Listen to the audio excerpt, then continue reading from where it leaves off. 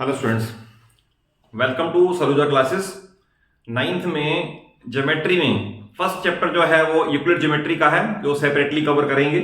But इस video में आपको लाइंस एंड एंगल्स, जहां से ज्योमेट्री की नींव डल रही है, it is laying the foundation of geometry, मैं यहां से स्टार्ट कर देता हूं। इसके अंदर जितनी टर्म्स इन्वॉल्व हैं उन टर्म्स के क्या मीनिंग है, first of all they must be clear, और each and every term has a specific meaning. Reason being, जब बच्चे को यह समझ नहीं आता कि एंगल ऑल्टरनेट एंगल्स है या नहीं, कॉरस्पॉन्डिंग है या नहीं, तो क्वेश्चन करना भी मुश्किल सा लगता है। तो फर्स्ट ऑफ ऑल इस वीडियो को थॉरली पूरा देख लें और सारी टर्म्स के बारे में क्लियरली अंडरस्टैंड कर लें कि ये टर्म्स क्या क्या हैं। करेक्ट, स्टार्ट करते हैं इसमें वन बाय वन। पहले है लाइन। लाइन आपने प्रीवियस क्लासेस में भी पढ़ रखा है। तो लाइन के एंड पॉइंट नहीं होते। अगर मैं इसे लिखूं लाइन एल, तो इसके एंड पॉइंट नहीं होते, it is line L. Then है लाइन सेगमेंट। अगर सपोज मैं इसमें किसी भी लाइन में लेट अस से एंड पॉइंट्स दे दूं ए और बी, तो जब एंड पॉइंट्स आ जाते हैं तो it is called a line segment. Then आता रे। रे में एक एंड तो डिफाइंड है, क्लोज्ड है, और दूसरा एंड अनडिफाइंड है, ये क्लोज नहीं है, इसे बोलते हैं रे। तो लाइन, लाइन सेगमेंट और रे, ये क्लियर डिफरेंस आपको प्रीवियस क्लास में, जूनियर क्लास में आप पढ़ चुके हो। उसके बाद है एक्यूट एंगल। पहली बात तो एंगल में कई बच्चों को यही कंफ्यूजन रहता है कि एंगल छोटा बड़ा कौन सा है। तो उसके अंदर ये डिफाइन करने में आपको बता दूं, अगर सपोज मैं एक एंगल ये बना दूं और ऑलमोस्ट इतने ही डिग्री मेजर का एक और एंगल बना दूं, तो बहुत बार क्योंकि मैंने देखा है स्टूडेंट्स कहां गलती करते हैं, तो जिन स्टूडेंट्स को एंगल की नॉलेज नहीं होती उनसे पूछे इनमें से कौन सा बड़ा है, तो वेरी यूजली से कि ये एंगल बड़ा, ये एंगल छोटा है, और it is absolutely wrong. Angle के मेजरमेंट में एक्सटेंट ऑफ रोटेशन देखी जाएगी। ध्यान रखना, एक्सटेंट ऑफ रोटेशन, हमें लेंथ ऑफ आर्म से कोई मतलब नहीं है, इसकी आर्म्स बड़ी हैं, इसकी आर्म्स छोटी हैं, दैट डजंट मीन कि एंगल ये बड़ा है। तो आप सिर्फ ये चेक करोगे, आप ये देखो समझ लो, अगर सपोज ये है तो एक्सटेंट ऑफ रोटेशन अगर इतनी है तो ये छोटा एंगल है, अगर एक्सटेंट ऑफ रोटेशन ज्यादा होगी तो बड़ा एंगल है। तो एक्सटेंट ऑफ रोटेशन देखी जाएगी। तो इस केस में ये दोनों एंगल इक्वल लग रहे हैं क्योंकि दोनों के अंदर एक्सटेंट ऑफ रोटेशन दोनों की बराबर है, तो ऐसे एंगल इक्वल होते हैं। ओके, देन अब इसमें आता है एक्यूट एंगल। तो जो भी एंगल लेस देन 90 डिग्री होगा, एंगल लेस देन 90 डिग्री, मैं इस तरह से लिख दूं, angle less than 90 degree, that is called acute angle. जैसे मैंने ऊपर बना रखा है, ये एक्यूट एंगल का एग्जांपल है क्योंकि इसका degree measure less than 90 degree है। देन है ऑब्ट्यूज एंगल। तो अगर मोर देन 90 डिग्री होगा तो that is called obtuse angle, more than 90 degree, greater than 90 degree. अगर सपोज मैं ये बना दूं एंगल, तो आप ये देखो ये एंगल ऑब्ट्यूज है। रीजन बीइंग, इसमें ये एंगल इससे बड़ा है, चाहे आर्म्स में कितनी भी छोटी कर दूं, लेटर से मैंने आर्म्स इतनी छोड़ दी और मैं पूछूं ये एंगल बड़ा है ये बड़ा है, तो ऑब्वियस है ये बड़ा है क्योंकि इसके अंदर एक्सटेंट ऑफ रोटेशन ज्यादा है, उसमें एक्सटेंट ऑफ रोटेशन कम है। तो इसका degree measure more than 90 degree है, it is called obtuse angle. तो ये ऑब्ट्यूज का एग्जांपल हो गया। नेक्स्ट है right angle. An angle whose degree measure is exactly 90 degree. ये आपको पता है कि 90 डिग्री एग्जैक्ट है, तो जिसका डिग्री मेजर एग्जैक्टली 90 डिग्री होगा that is called right angle. Okay, then उसके बाद है स्ट्रेट एंगल। अगर सपोज हम किसी एक लाइन पे कोई एक पॉइंट P ले लें और कंपास से एक आर्क पूरी रोटेट कर दें, यहां से यहां तक पूरा रोटेट कर दें, तो it is called straight angle. ध्यान रखना, ये है स्ट्रेट एंगल, और स्ट्रेट एंगल का डिग्री मेजर हमेशा कितना होगा, 180 डिग्री होगा स्ट्रेट एंगल। दैट इज, आपने कंपास यहां रखी और पूरी रोटेट कर दी, तो जो एंगल बना it is called straight angle. Then उसके बाद है कंप्लीट एंगल। अगर आप सपोज में एक आपने लाइन सेगमेंट ए बी लिया और ए से आर्क रोटेट की और पूरा ही सर्कल घुमा के यहां तक वापस आ गए, तो it is called complete angle. तो कंप्लीट एंगल मींस आपने पूरी कंपास एक बार एक सर्कल पूरा घुमा दिया, तो it is called complete angle. और कंप्लीट एंगल का डिग्री मेजर हमेशा कितना होगा, 360 डिग्री। Then reflex angle. अगर सपोज ये एंगल हमने एक्स ले रखा है, ये लेट अस से एक्स है, तो कंप्लीट एंगल में से ये घटा दें तो we get the reflex of x. Suppose complete है यहां से यहां तक, तो जो बाकी बचा हुआ पार्ट है ये, इसे बोला जाएगा रिफ्लेक्स एक्स। जैसे मैं इसको मार्क कर दूं, अगर ये एक्स है तो ये बचा हुआ part it is called reflex x. तो दैट इज 360 में से गिवन एंगल को लेस कर दो तो बाकी बचा हुआ that is called reflex of the given angle. इस केस में रिफ्लेक्स ऑफ एक्स, ये क्लियर कर दिया। नेक्स्ट है कॉम्प्लीमेंट्री एंगल्स। तो दो एंगल कॉम्प्लीमेंट्री होंगे अगर उनका सम 90 डिग्री होगा। जैसे सपोज इस केस में मैं एक लाइन यहां पे ड्रॉ कर दूं और लेटेस्ट से एंगल बन गया ABC एंड ABD।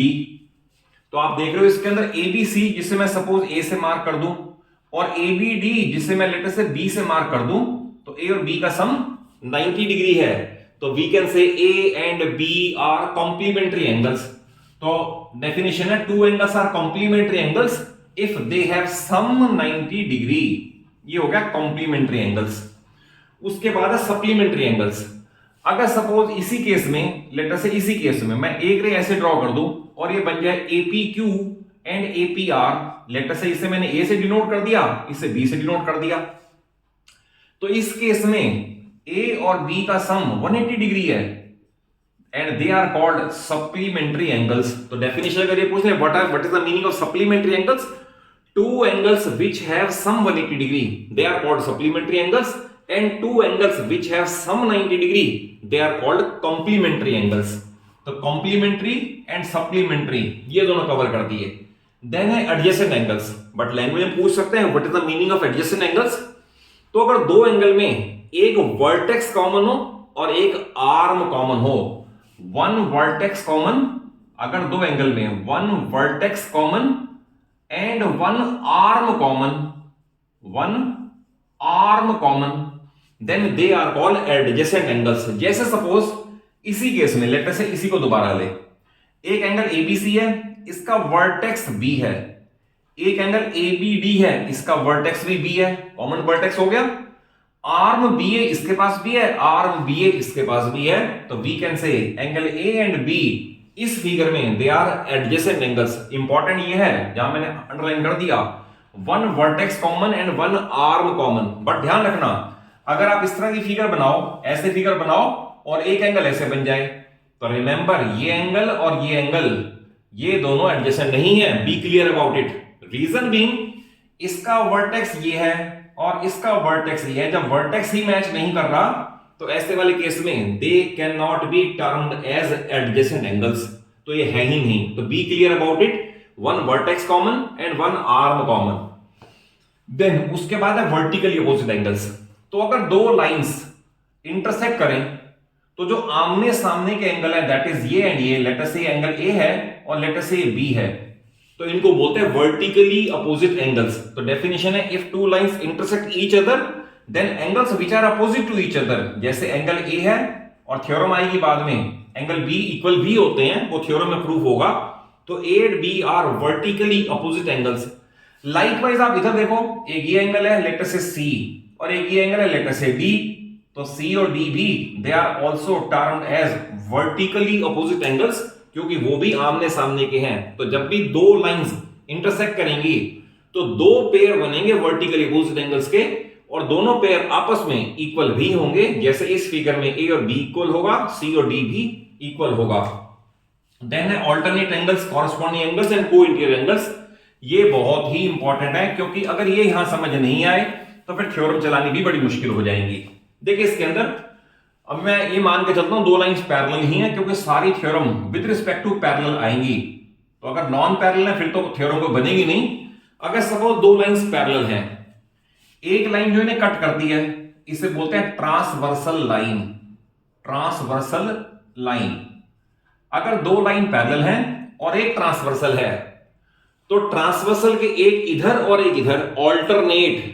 तो जैसे अगर सपोज ये एंगल मैंने ए मार्क कर दिया और इधर वाला मैंने बी मार्क कर दिया तो एंगल ए और बी इक्वल होंगे, ये थ्योरम में कवर होगा and they are called alternate angles. ध्यान रखना ऑल्टरनेट यानी एक इधर और एक इधर।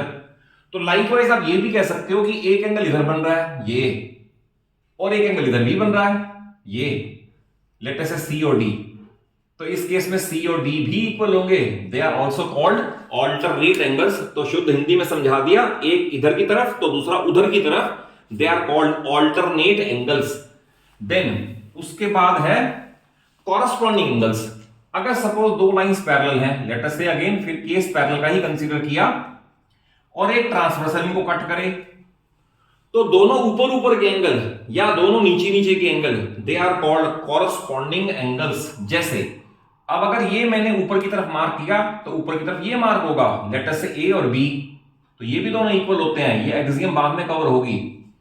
तो A and B they are called corresponding angles at the same time. ऐसा भी कर सकते हो, अगर सपोज आपने कहा एक ये एंगल है, लेट अस से सी मार्क कर दिया नीचे की तरफ, तो इसका भी नीचे की तरफ ये एंगल आप मार्क कर दो डी, तो ये भी तो इक्वल होने चाहिए।